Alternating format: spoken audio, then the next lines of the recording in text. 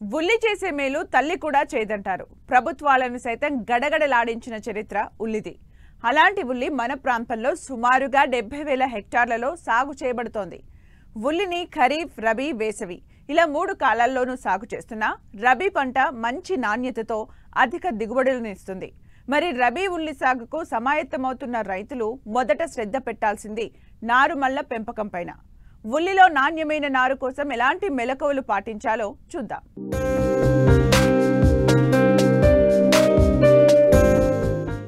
ఉల్లి గుండె జబ్బులకి దివ్య ఔషధం. మన శరీరంలోని కొలెస్ట్రాల్ ని తగ్గించడంలో కీలక పాత్ర పోషిస్తుంది. కంటికి, జ్ఞాపక శక్తికి, జీర్ణక్రియకు ఉపయోగపడే ఉల్లి మన దినసరి ఆహారపు అలవాట్లలో భాగమైంది. అందుకే తల్లి చేయని మేలు ఉల్లి చేస్తుందంటారు. ఉల్లిని రబీ పంట కాలంలో నవంబర్, డిసెంబర్ నుండి ఏప్రిల్ మాసం వరకు నాటుతారు. సాధారణంగా నారుమళ్లను నీటి వసతి ఉన్న ప్రాంతాల్లో పెంచడం జరుగుతుంది. నాణ్యమైన నారు అధిక దిగుబడులకు మూలం కాబట్టి సాంప్రదాయ పద్ధతులకు తోడుగా శాస్త్రీయతను జోడించి తగిన మెళకువలు పాటించినట్లయితే మంచి ఆరోగ్యవంతమైన నారు పొందే అవకాశం ఉంటుంది. ఉల్లిలో Bellary red, Rampur red, Nasik red, Agrifound dark red, Agrifound light red, Pusa red, Arka Niketan, Arka Kalyan, Arka Pragati వంటి రకాలు అనుకూలంగా ఉంటాయి. ఎకరా పొలంలో విత్తుకోవడానికి 3 నుంచి 4 కిలోల విత్తనం సరిపోతుంది. నారు పెంపకానికి ఎత్తైన ప్రదేశాన్ని ఎంపిక చేసుకోవాలి. కొందరు రైతులు సనాతన పద్ధతులైన సమతల మళ్లలో నారు పెంచుతున్నారు. ఇలా పెంచడం వల్ల మురుగునీరు పోయే వసతి లేకపోవడంతో నారుకుళ్లు సోకి చివరకు సరిపడా నారు లేక ఇబ్బంది పడుతున్నారు. ఈ సమస్యను అధిగమించడానికి ఎత్తైన నారుమళ్లలో నారు పెంపకం చక్కటి పరిష్కారాన్ని చూపెడుతోంది. ఎంచుకున్న పొలాన్ని 3-4 సార్లు బాగా దుక్కి దున్నుకోవాలి. ఒక్కో నారుమడి 1 మీటరు వెడల్పు, 3 మీటర్ల పొడవు, 15 సెంటీమీటర్ల ఎత్తు ఉండే విధంగా ఎత్తుమళ్లను చేసుకుని 2 మడుల మధ్య 1 అడుగు దూరం ఉంచుకోవాలి. ఇలా ఉంచటం వల్ల నారుమడుల మధ్య నడుస్తూ సస్యరక్షణ చర్యలు చేపట్టడానికి అనువుగా ఉంటుంది. ఈ విధంగా ఎకరాకు 200 నుంచి 250 చదరపు మీటర్ల స్థలంలో పెంచిన నారు సరిపోతుంది. రైతులు 50% నీడనిచ్చే షేడ్ నెట్లను ఉపయోగించినట్లయితే మొలక శాతం బాగుండి నాణ్యమైన నారును పొందవచ్చు. ముందుగా కిలో విత్తనానికి 8 గ్రాముల ట్రైకోడెర్మావిరిడి కలిపి శుద్ధి చేయాలి. లేదా 3 గ్రాముల థైరం లేదా కాప్టాన్ కూడా ఉపయోగించి విత్తన శుద్ధి చేసుకోవచ్చు. ముందుగా నారుమళ్లపై సన్నని గీతలు చేసుకుని వరుసల్లో పొలుచగా విత్తనాలు వేసుకుని తిరిగి మట్టితో కప్పుకోవాలి. నారుకుళ్ళు తెగులు నుంచి పైరును కాపాడుకోవడానికి 10 రోజులకొకసారి లీటరు నీటికి 3 గ్రాముల కాపర్ ఆక్సీక్లోరైడ్ కలిపి మళ్లను బాగా తడుపుకోవాలి. ఉల్లికి మరొక ప్రధాన సమస్య రసం పీల్చు పురుగులైన తామర పురుగులు. వీటి బెడద నారుమళ్లలోనే కాక నాటిన తొలి దశలో కూడా పంటను ఆశించి నష్టపరుస్తాయి. ఇవి ఆకుల అడుగు భాగాన చేరి రసం పీల్చడం వలన తెల్లని మచ్చలు ఏర్పడుతాయి. వీటినే మజ్జిగ తెగులు అని కూడా పిలుస్తారు.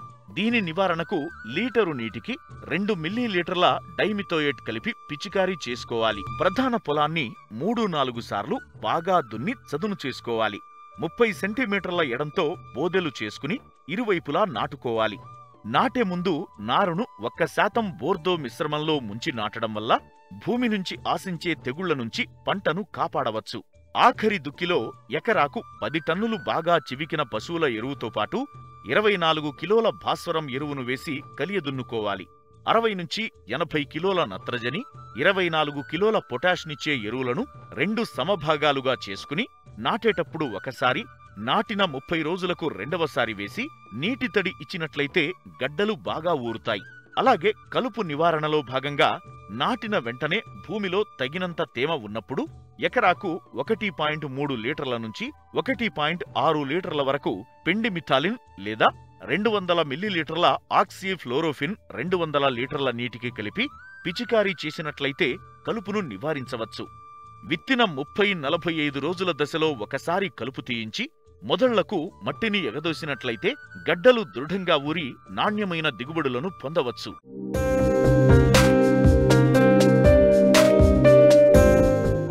ఈ ఏడాది వాతావరణ మార్పుల కారణంగా పత్తి చేలు తీవ్ర ఒత్తిడికి గురవుతున్నాయి. చాలా చోట్ల పంటకు చీడపీడలు ఆశించి రైతులను తీవ్రంగా ఇబ్బంది పెడుతున్నాయి. ముఖ్యంగా పురుగుల తాకిడి ఎక్కువగా ఉండటం వల్ల ఆకులు రంగు మారిపోయి మొక్కల ఎదుగుదల లోపిస్తుంది. వీటి నివారణకు చేపట్టాల్సిన సమగ్ర సస్యరక్షణ గురించి తెలియజేస్తున్నారు ఆదిలాబాద్ కృషి విజ్ఞాన కేంద్రం శాస్త్రవేత్త రాజశేఖర్.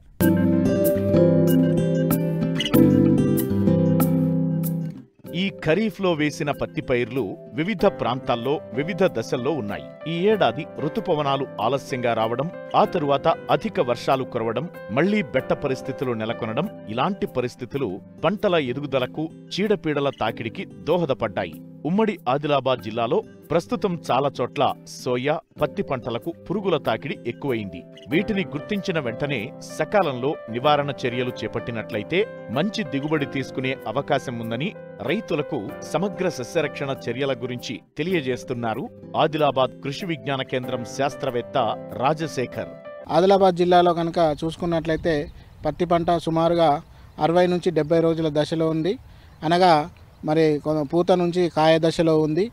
మరి ఈ సంవత్సరము మొదట్లో వర్షాలు లేటుగా రావడము, తర్వాత అత్యధికంగా వర్షాలు కురవడము, తర్వాత మళ్ళా వర్షాలు లేక కొంత ఉష్ణోగ్రతలు పెరగడము, ఈ ఒడిదుడుకుల మధ్య ఈ పత్తి అనేది ప్రస్తుత పరిస్థితుల్లో ఉండాల్సిన దానికంటే ఒక 10-15 రోజుల వెనక్కే ఉందని చెప్పుకోవచ్చు. అయితే ప్రస్తుతానికి మరి జిల్లాలో పత్తి పంట అయితే బాగానే ఉంది. ఎటువంటి సమస్యలు అంటే మేజర్ ప్రాబ్లమ్స్ అయితే ఎక్కడా లేవు. కానీ ఈ యొక్క ఉష్ణోగ్రతలు హెచ్చు తగ్గులు, వర్షాలు అత్యధికంగా అత్యల్పము ఉండడం వల్ల, ఈ వాతావరణంలో మార్పుల వల్ల మరి ఈ పత్తి పంటలో అక్కడక్కడ ఈ చీడపీడలు గమనించడం జరుగుతూ ఉంది. ముఖ్యంగా ఈ పత్తిలో బీటీ హైబ్రిడ్లో నాన్ బీటీ ఉండడం వల్ల, అదేవిధంగా మరి ఈసారి వర్షాలు అధికంగా కురవడం వల్ల ఈ సోయాబీన్ పంటలో మరి ప్రస్తుతం కాయ దశలో ఉంది, ఆకు దశలో లేదు. అక్కడ కూడా ఆశించిన లద్దె పురుగు కూడా మరి పత్తి పంట అనేది శాఖీయ దశ అంటే పూత కాత దశలో ఉంది. కాబట్టి ఏదైతే అక్కడ కాయ దశలో ఉన్న సోయాబీన్లో ఉన్న పంట నుంచి ఈ యొక్క లద్దె పురుగు అనేది పత్తిలోకి రావడము, అదేవిధంగా పత్తిలో ఉన్న నాన్ బీటీలో కూడా ఈ యొక్క లద్దె పురుగు ఆశించడం అనేది కనబడుతూ ఉంది.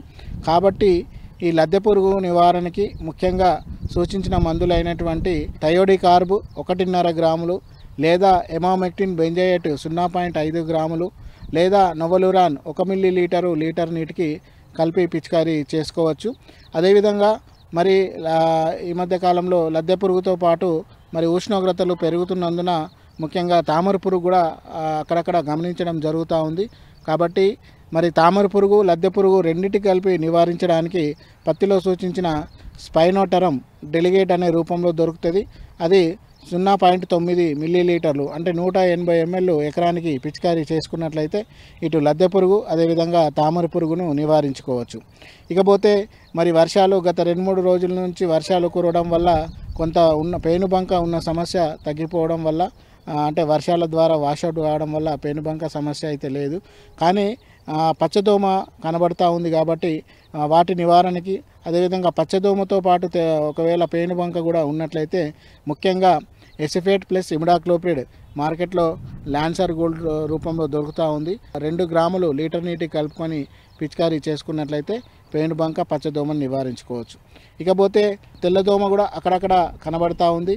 మరి పచ్చదోమతో పాటు తెల్లదోమ ఉన్నట్లయితే ముఖ్యంగా డైఫెంథ్రాన్ బైఫెంథ్రిన్ టకాఫ్ రూపంలో దొరుకుతుంది. అది 1.25 మిల్లీలీటర్లు లేదా 250 మిల్లీలీటర్లు ఎకరానికి పిచికారీ చేసుకున్నట్లయితే తెల్లదోమ మరియు పచ్చదోమని కూడా ఒకేసారి నివారించుకోవచ్చు. ఇకపోతే అననుకూల పరిస్థితులలో కొంత అత్యధిక వర్షాలు ఉండడం ద్వారా పూత కూడా అక్కడక్కడ రాలడం అనేది గమనించడం జరుగుతూ ఉంది. కాబట్టి దానిని నివారించడానికి మరి డిఏపి 4 కిలోలు ఒకరోజు ముందు నానబెట్టేసుకొని, దాంతోపాటు ప్లానోఫిక్స్ ఎకరానికి 45 ml ఈ రెండింటిని కలిపి పిచికారీ చేసుకున్నట్లయితే ఈ పూత గూడ రాలకుండా కూడా నివారించుకోవచ్చు. కాబట్టి చీడపీడలు, వివిధ రకాల సమస్యలను గుర్తించి సరైన నివారణ చర్యలు చేపట్టినట్లయితే పంట ఎదుగుదల వచ్చి మంచి దిగుబడి వచ్చే అవకాశం ఉంటుంది. పశు సంపద మానవులకు ఎన్నో విధాలుగా మేలు చేస్తూ లాభాలను ఇస్తోంది. వాటిని కాపాడుకోవాల్సిన బాధ్యత ప్రతి ఒక్కరిపైన ఉంది. కాలం, వాతావరణాన్ని బట్టి మానవుల మాదిరిగానే పశువుల్లోనూ అనేక వ్యాధులు వస్తుంటాయి. సీజనల్ వ్యాధులపై జాగ్రత్త వహించాలి. ముఖ్యంగా పరాన్న జీవుల బారి నుంచి వాటిని కాపాడుకోవాలి. పశువులకు ఆశించే పరాన్న జీవులు, వాటి నివారణకు ఎలాంటి జాగ్రత్తలు చేపట్టాలో తెలియజేస్తున్నారు గన్నవరం పశువైద్య కళాశాల assistant professor doctor Pavan Kumar.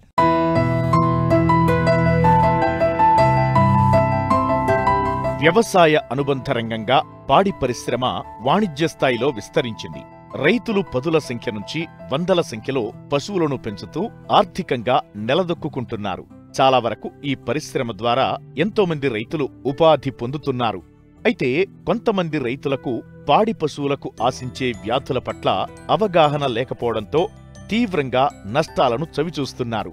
ఇందులో ముఖ్యమైనది పాడి పశువుల పాలనలో షెడ్డును పరిశుభ్రంగా ఉంచుకోవడం అతి ముఖ్యమైనది. పశువుకు ఎంత మేత, ఎన్ని ఖనిజ లవణాలిచ్చినా ఆశించిన పాల దిగుబడి రాదు. దీనికి ప్రధాన కారణం పశువులను పీడించే పరాన్నజీవులు. ఇవి సోకడానికి ముఖ్య కారణం గోమార్లు, పిడుదులు, ఈగలు, దోమలు. ఇవి పాడి పశువులను పీడించి రక్తం పీల్చడంతో పాటు పాకను ఆక్రమించి కుట్టి బాధిస్తుంటాయి. షెడ్డు చుట్టూ పరిసరాలు చిత్తడిగా మారితే దోమలు, ఈగలు పశువులను ఎక్కువగా బాధిస్తాయి. దీంతో రక్త పరాన్నజీవులు ఆశించి తీవ్ర ఇబ్బందులకు గురిచేస్తాయి. అందుకే పశువుల పాకను పరిశుభ్రంగా ఉంచుకోవడం ద్వారా ఈ పరాన్నజీవుల బెడదను అరికట్టవచ్చని తెలియజేస్తున్నారు కృష్ణా జిల్లా గన్నవరం పశువైద్య కళాశాల assistant professor doctor Pavan Kumar. ముఖ్యంగా పరాన్నజీవులు ప్రాణాంతకమైన వ్యాధి కలుగచేయకపోవచ్చు, కానీ వీటి వల్ల వచ్చే నష్టాలను చూసుకున్నట్లయితే పాల ఉత్పత్తి తగ్గిపోతుంది, వాటి సామర్థ్యం తగ్గిపోతుంది, బరువులు సరిగా పెరగక రైతు సోదరులకి ఎంతో నష్టాలని కలుగచేస్తాయి. ముఖ్యంగా ఈ పరాన్నజీవులు చూసుకున్నట్లయితే 3 రకాలుగా మనము పరిగణించుకోవచ్చు. అవి ఏమిటంటే అంతరపరాన్నజీవులు. ఇవి ఏమిటంటే మనిషి పశువుల పేగుల్లోనూ అంతర వ్యవస్థలోనూ ఉంటూ పశువులు మేసిన ఈ మేతను కానీ ఆహారాన్ని కానీ ఇవి తీసుకోవడం ద్వారా తద్వారా పశువులకి నష్టాలను కలుగజేస్తాయి.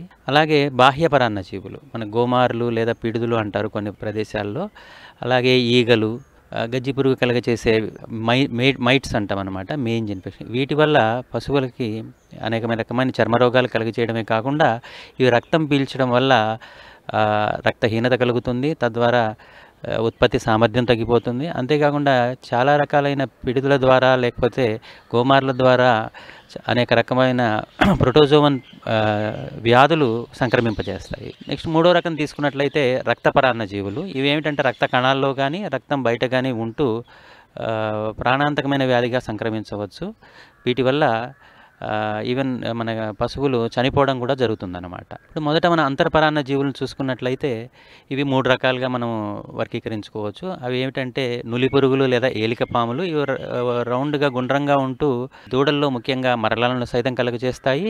ఈ దూడలు ముఖ్యంగా మనకి చర్మం తీసుకున్నట్లయితే కాంతిహీనంగా ఉంటూ కుండవలే ఉన్న పొట్టవలు కలిగి ఉంటాయి. అదే విధంగా సామర్థ్యం, వాటి బరువులు పెరగడం అనేది కూడా చాలా తగ్గుదల ఉంటుంది. ఉదాహరణకు తీసుకున్నట్లయితే టాక్సోకారా అని కానీ యాంకైలోస్టోమ్స్ అని కానీ ఇవి రక్తం పీల్చడమే కాకుండా వీటి బరువులో పెరుగుదలని గణనీయంగా తగ్గుతాయి అన్నమాట. వీటికి మనం ముఖ్యంగా మన గేదె దూడల్లో చూసుకున్నట్లయితే పైపర్జిన్ అనే మందు వాడడం ద్వారా వైద్యుని సంప్రదించి సరైన మోతాదులో వాడడం వల్ల వీటిని నివారించుకోవచ్చు. దూడల్లో చూసుకున్నట్లయితే మొట్టమొదటి జారీ చేసే ఈ నట్టల మందు లేదా ఏలికపాముల మందు 15వ రోజున పుట్టినాక 15 రోజున ఇవ్వాల్సి ఉంటుంది. ఎందుకంటే ఈ ఏలికపాముల తల్లి నుంచే ఈ దూడలకు సంక్రమించే అవకాశం ఉంటుంది కాబట్టి. ఆ తర్వాత ప్రతి నెలకు ఒకసారి 6 నెలల వరకు ప్రతి నెలకు ఒకసారి క్రమం తప్పకుండా పశువైద్యుని పర్యవేక్షణలో ఈ నులి పురుగుల మందు లేదా ఏలికపాముల మందును తాగించుకోవాలి. ఆ తర్వాత 6 నెలల వయసు నుంచి ప్రతి 3 నెలలు లేదా ఆయా పరిస్థితుల వాతావరణ పరిస్థితులను బట్టి ఆయా భౌగోళిక పరిస్థితులను బట్టి ఏ రకమైన పురుగులు ఉన్నాయో దానికి సంబంధించిన పురుగుల మందులు లేదా నట్టల మందును తాగించుకోవడం ద్వారా వీటిని అరికట్టుకోవచ్చు. అలాగే నెక్స్ట్ జలగ పురుగులు. ఈ జలగ పురుగులు అనేది మన నీళ్ళలో ఉండే నత్తల ద్వారా పశువు నుంచి మేతలకు పోయినప్పుడు ఒకదాని నుంచి ఒకదానికి సంక్రమిస్తుంది. ఈ జలగలు మనకి పొట్ట జలగలు అంటారు, లేదా ఇంకొక రకమైనది లివర్లో ఉండే కార్జపు జలగలు అంటారు. ఇంకొక రకమైన జలగ సిస్టోజోమా నేసేల్ అని ముక్కులో మన ఈ పశువుల ముక్కులో ఉంటూ మువ్వబంతి అనే రోగాన్ని కలుగజేస్తాయి. వీటికి సంబంధించిన మందులు ప్రత్యేకంగా ఉంటాయి. మనకి ఏలిక పాములు నులి పురుగులు వాడే మందులు వీటికి సరిపోవు కాబట్టి ఆక్సిక్లోజనైడ్, ట్రైక్లాబెండజోల్ ఇలాంటి మందులను వాడడం ద్వారా ఈ జలగ పురుగులని మనం నివారించుకోవచ్చు. అలాగే ఈ జలగ పురుగులు వచ్చే వ్యాధి లక్షణాలు ఎలా ఉంటాయంటే పారుతూ ఉంటాయి పశువులు, ఈ గడ్డం కింద లేకపోతే మెడ కింద వాపు వస్తూ ఉంటుంది. పేడ పరీక్షలో వీటిని గమనించి తద్వారా మనం వైద్యం చేసుకున్నట్లయితే సకాలంలో వీటి వల్ల వచ్చే నష్టాలను మనం అరికట్టుకోవచ్చు. నెక్స్ట్ అలాగే బద్దె పురుగులు అంటారు, ఇంగ్లీష్లో టేప్ ఫామ్స్ అని. ఇవి అంత నష్టాలను కలగజేయనప్పటికీ ఈ పేగుల్లో వీటిలో మనకి పేగులు మూసుకుపోయి కదలికలను తగ్గించడం ద్వారా ఈ జీవాలు ముఖ్యంగా ఆవులు, దూడలు వీటిలో బరువులు తగ్గడం గమనించవచ్చు. వీటికి సరిపోయే మనకి సరైన మందులను వాడుకోవాల్సి ఉంటుంది. ఎలా అంటే ప్రాజిక్వాంటల్ అని, నిక్లోజమైడ్ అని కానీ పొడి మందులు లేదా బిళ్ళల రూపంలో వస్తాయి. వీటిని వాడుకోవడం ద్వారా ఈ బద్దె పురుగులను మనం వీలైనంత వరకు నివారించుకోవచ్చు. అలాగే నెక్స్ట్ మన రక్తపరాన్న జీవులను చూసుకున్నట్లయితే ముఖ్యంగా ఈ 5 ముఖ్యమైన రక్తపరాన్న జీవులు ఉన్నాయి. వీటి వల్ల ఈవెన్ మనకి మరణాలను కూడా సంభవిస్తాయి. ఇవి మనం ముఖ్యంగా ఉండే సాధారణంగా సంక్రమించే రక్తపరాన్న జీవులు చూసుకున్నట్లయితే ఒకటి ట్రిపనోజోమియాసిస్ అంటారు లేదా సర్రా అని అంటారు. ఇది ట్రిపనోజోమా అనే ప్రోటోజోన్ వల్ల రక్తంలో తిరుగాడే ప్రోటోజోన్ వల్ల సంక్రమిస్తుంది. దీన్నే మన వాడుక భాషలో కుందేటి వెర్రి వ్యాధి అని అంటారు. ఈ వ్యాధి వచ్చిన లక్షణాలు ఇవి ఈగల ద్వారా ఒక పశువు నుంచి ఇంకొక పశువు, ముఖ్యంగా గేదెల్లో కనిపిస్తుంది. ఒక ఈగ వ్యాధి సంక్రమించిన పశువు మీద వాలి దాని రక్తాన్ని ఇంకొక పశువుకి, ఆరోగ్యకరమైన పశువు మీద వాలి వీటిని రక్తంలోకి ప్రవేశించినప్పుడు ఈ సర్రా లేదా ట్రిపనోజోమియాసిస్ లేదా కుందేటి వెర్రి వ్యాధి అనేది సంక్రమిస్తుంది. ఈ వ్యాధి లక్షణాలు చూసుకున్నట్లయితే పశువు జ్వరము 106 నుంచి 107 డిగ్రీస్ ఫారెన్హీట్ జ్వరం ఉంటుంది. కళ్ళు ఎర్రబారి కళ్ళ పుసులు కడుతూ ఉంటాయి. ఈ పశువుల్లో ముఖ్యంగా రక్తహీనత కలుగుతుంది. హిమోగ్లోబిన్ చాలా తగ్గిపోయి పాలిపోయినట్లు ఉన్న మ్యూకస్ మెంబ్రేన్ నుంచి సరైన విధంగా ఇవి పెర్ఫార్మెన్స్ చేయలేక ఈవెన్ చనిపోతూ ఉంటాయి, అనీమియా. సో కంపల్సరీగా వీటికి సంబంధించిన మందులు ట్రైక్విన్ అని కానీ డైమినజన్ బెరినిల్ అని వస్తుంది, ఆర్ సరాల్. ఇవి పశు వైద్యుని పర్యవేక్షణలో మాత్రమే ఈ సరైన సమయంలో వాడినట్లయితే ఈ మరణాలను అరికట్టవచ్చు. ముఖ్యంగా అనంతపురం, చిత్తూరు జిల్లాలతో పాటు కోస్తా జిల్లాల్లో సంకరజాతి పశువులకు బాహ్య పరాన్న జీవులైన థైలీరియాసిస్, బిబియాసిస్ వ్యాధులు ఆశిస్తాయి. పేలు, పిడుదులు, గోమార్ల ద్వారా ఆశించే ఈ వ్యాధులను పశువైద్యుల సలహాలతో ప్రత్యేకంగా టీకాలు వేయించాలి. సంకరజాతి ఆవులు ఉన్న పరిసరాల్లో, ఆ ప్రాంతాల్లో ముఖ్యంగా చిత్తూరు, విజయనగరం ఇలాంటి ప్రాంతాల్లో థైలేరియోసిస్, బిబిషియోసిస్ అనే ఈ ప్రోటోజోవన్ పరాన్నజీవులు, రక్త పరాన్నజీవులు ఉంటాయి. వీటిని కూడా మనం సరైన విధంగా ఈ బ్లడ్ స్మియర్స్ అంటే రక్తపూత నమూనాలని మనం పరీక్షించి ల్యాబ్లో నిర్ధారణ చేసుకున్నట్లయితే వాటికి సరైన సమయంలో మందు వాడినట్లయితే ఈ వ్యాధి ద్వారా సంభవించే మరణాలను అరికట్టవచ్చు. ఉదాహరణకి ఈ థైలేరియోసిస్, బిబిషియోసిస్ అన్నవి ఈ పిడుదులు లేదా కొన్ని ప్రాంతాల్లో గోమార్లు అంటారు, వీటి వల్ల సంక్రమిస్తుంది. కాబట్టి ఈ పిడుదులు లేదా గోమార్ల యొక్క కంట్రోల్ అనేది చాలా ఇంపార్టెంట్. అలాగే ఈ థైలేరియోసిస్కి మనకి బ్యూపారోక్వోన్ అనే మందు బాగా పనిచేస్తుంది, కాకపోతే కొంచెం ఖరీదు ఎక్కువ. అందుకే ఒకసారి మనం ఈ బ్లడ్ స్మియర్స్ ద్వారా మన వ్యాధి నిర్ధారణ చేసుకున్న తర్వాత ఇది థైలేరియోసిస్ ఉన్నది అని మనము నిర్ధారించుకున్నట్లయితే అప్పుడు ఈ బ్యూటాలెక్స్ లేదా బిపరాక్వోన్ అని ఉంటుంది, ఆ డ్రగ్ వాడడం వల్ల మనము అరికట్టవచ్చు. అలాగే బెబిషియోసిస్, ఈ బెబిషియోసిస్లో లక్షణాలు ఏముంటూ ఉంటాయంటే ముఖ్యంగా తీవ్ర జ్వరం ఉంటుంది 106, 107 ఫారెన్హీట్ వరకు. అలాగే ఈ రక్త కణాలు పగలడం వల్ల యూరిన్ ఎర్రగా ఉంటుంది, అందుకే దీన్ని ఎర్ర నీళ్ళ జ్వరము అని అంటారు. ఇది కూడా పిడుదల వల్ల సంక్రమిస్తుంది. ఈ వ్యాధిని కూడా సరైన సమయంలో మనము గమనించి గుర్తించి బెరినిల్ అనే మనము మందును పశువైద్య పరీక్షలో వాడినట్లయితే ఇది నివారించుకోవచ్చు. అలాగే నెక్స్ట్ అనప్లాస్మోసిస్, ఇది కూడా రికెట్షియల్ ఆర్గనిజం వల్ల కలిగే వ్యాధి. ఇది కూడా పిడుదల వల్లనే సంక్రమిస్తుంది. తీవ్రమైన రక్తహీనత, అనీమియా కలిగి పశువులు ఈవెన్ చనిపోతాయి. ముఖ్యంగా ఈ సంకరజాతి ఆవులు, ఈవెన్ ఈ గేదెల్లో కూడా ఈ వ్యాధి సంక్రమించి చనిపోతాయి. దీనికి మనం ఒకవేళ వ్యాధి గుర్తించినట్లయితే రక్తహీనత ఉండి మనము రక్త నమూనాల్లో ఈ అంతరపరాన్నజీవిని, రక్తకణ పరాన్నజీవిని గమనించినట్లయితే దానికి సంబంధించిన ఆక్సిటెట్రాసైక్లిన్ కానీ ఇమిడోకార్బ్ కానీ అనే మందును సరైన మోతాదులో సరైన సమయంలో వాడుకున్నట్లయితే ఈ వ్యాధిని అరికట్టవచ్చు. అలాగే ముఖ్యంగా కోస్తా జిల్లాల ప్రాంతంలో ఉండే ఈ గేదెల్లో ముఖ్యంగా మనకి మైక్రోఫైలేరియోసిస్ అనే రక్త పరాన్నజీవి ఉంటుంది. ఇది మనుషుల్లో మామూలుగా బోధకాలు, ఏనుకాలు కలిగజేసే వ్యాధి లక్షణం ఉంటుంది. కాకపోతే పశువుల్లో సెటేరియా సర్వై అనే యొక్క లార్వల్ ఫామ్ వల్ల ఈ మైక్రోఫైలేరియోసిస్ అని వస్తుంది. ఇది కూడా మన రక్త కణాల మధ్య తిరుగాడుతూ ఉండి పశువుల్లో ముఖ్యంగా పాల ఉత్పత్తి తగ్గిపోవడము, తీవ్ర జ్వరము, కళ్ళ వెంబడి పుసులు కట్టడము, అలాగే ఒక్కోసారి కాళ్ళ వాపు కూడా గమనించవచ్చును. ఇలాంటివి కూడా మనం రక్తం తీసి ఒక డ్రాప్ స్లైడ్ మీద చూసి మనం నిర్ధారించుకున్నట్లయితే ఐవర్మెక్టిన్ అనే మందును వాడితే మనకి ఇమీడియట్గా ఈ వ్యాధిని మనము మైక్రోఫైలేరియాసిస్ అనే వ్యాధిని అరికట్టుకోవచ్చు. కాబట్టి ముఖ్యంగా ఈ రక్త కణ పరాన్నజీవులు, ముఖ్యంగా ఈ బాహ్య పరాన్నజీవులైన పీడుదలు, గోమార్లు లేదా ఈగల ద్వారా వ్యాప్తి చెందుతాయి. కాబట్టి ముఖ్యంగా రైతు సోదరులు వీటిని అరికట్టడంలో తగు చర్యలు తీసుకోవాలి. ముఖ్యంగా ఈ బ్యూటాక్స్ స్ప్రే అని కానీ, ఈ పిడుదలను అరికట్టే స్ప్రేలని షెడ్లలోనే కాకుండా అవి ఎక్కువగా మేతలు చుట్టుపక్కల ప్రాంతాల్లో పొదలు ఇవన్నీ లేకుండా సరైన మోతాదులో స్ప్రే చేసుకోవడము, అలాగే పశువుల చర్మం మీద కూడా స్ప్రేయర్లు వాడి తగు మోతాదులో వాడినట్లయితే ఈ శరీరం మీద ఉన్న పిడుదలు, గోమార్లు వీటన్ని కూడా అరికట్టుకోవచ్చు. దీని ద్వారా రక్తహీనత తగ్గుతుంది. అలాగే అంతేకాకుండా ప్రాణాంతకరమైన ఈ మనం ఇందాక అనుకున్నట్లు ట్రిపనోజోమియాసిస్ లేదా టైలేరియోసిస్, బెబీషియోసిస్, అనప్లాస్మోసిస్ అన్న వ్యాధులను అరికట్టుకోవడం ద్వారా రైతులకి నష్టాలను చాలా వరకు మనము తగ్గించుకోవచ్చు. రైతులు తెలిసి తెలియక అవసరమున్నా లేకున్నా విచక్షణారహితంగా మూగజీవాలకు మందులు, ఇంజెక్షన్లు వాడడం వల్ల లాభం కంటే నష్టం ఎక్కువగా జరుగుతుంది. కాబట్టి పశు వైద్యుని ద్వారా వ్యాధి నిర్ధారణ చేయించిన తరువాతే అవసరమైన మందుల్ని వాడి తక్కువ సమయంలో తక్కువ ఖర్చుతో త్వరగా చికిత్స చేయిస్తే పశువుల్ని మరణాల నుండి రక్షించుకునే అవకాశం అధికంగా ఉంటుంది.